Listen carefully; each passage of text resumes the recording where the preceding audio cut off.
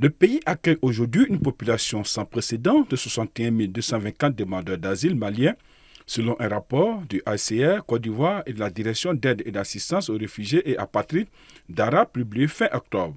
Ces chiffres témoignent d'une crise humanitaire majeure à cause de la situation sécuritaire qui prévaut au Mali.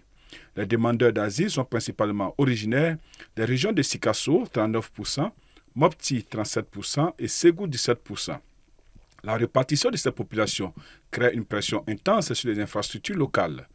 Les sous-préfectures de Tunko, Teini, Doropo, Wangolo, Kaoura sont particulièrement concernées, accueillant respectivement 14 327, 8 738, 6 440 et 4 299 réfugiés maliens. Les données du HCR montrent une population aux besoins spécifiques marqués. 55% sont des enfants et 39% des femmes en âge de procréation entre 13 et 49 ans, exposant une majorité de cette communauté à des vulnérabilités considérables. L'annonce de l'arrivée de ces demandeurs d'asile a créé une psychose dans la population des localités concernées. Ces personnes ont encore en mémoire les attaques terroristes de Kafolo et Tunko.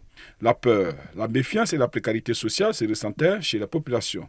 Mais la mise en route du dispositif national de solidarité et la mobilisation des organismes internationaux ont fini par convaincre et lever toutes les inquiétudes au sein des populations. La dernière évaluation multisectorielle menée par Impact Initiative, via son initiative Riche en Côte d'Ivoire, révèle les conditions de vie et les défis auxquels sont confrontés à la fois les demandeurs d'asile et les communautés hôtes dans les localités spécifiques de Timala, Ntadou, région de Boukani, et Nyoronenge, région de Tchokolo. L'accès à l'eau potable, aux soins de santé et aux infrastructures éducatives reste limité, créant des conditions de vie difficiles. Des tensions croissantes sont observées entre les demandeurs d'asile et les communautés locales, en particulier autour des ressources naturelles cruciales telles que l'eau et la terre, menaçant la cohésion sociale.